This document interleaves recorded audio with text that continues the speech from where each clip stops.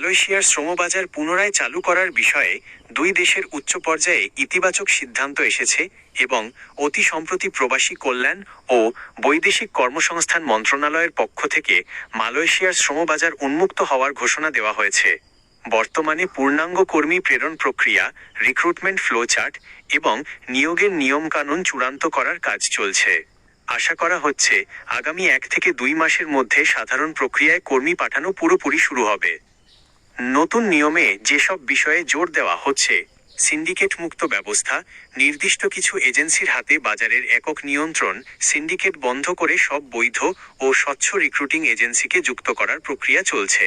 স্বচ্ছতা ও খরচ হ্রাস, মধ্যস্বত্বভোগী বা দালালের দৌরাত্ম্য কমাতে সম্পূর্ণ ডিজিটাল ও স্বচ্ছ প্রক্রিয়ায় কম খরচে কর্মী পাঠানোর বিষয়ে জোর দেওয়া হয়েছে। আটকে পড়া কর্মীদের প্রাধান্য, 2024 সালের মে মাসের দিকে যারা ভিসা পেয়েও যেতে পারেননি তাদের ধাপে ধাপে আগে পাঠানোর উদ্যোগ শুরু করা হয়েছে। ট্রানজিট সেন্টার, মালয়েশিয়ায় পৌঁছানোর পর কর্মীদের নিরাপত্তা এবং নির্দিষ্ট নিয়োগকর্তার কাছে পৌঁছানো নিশ্চিত করতে ট্রানজিট সেন্টার গড়ে তোলার পরিকল্পনা করা হয়েছে।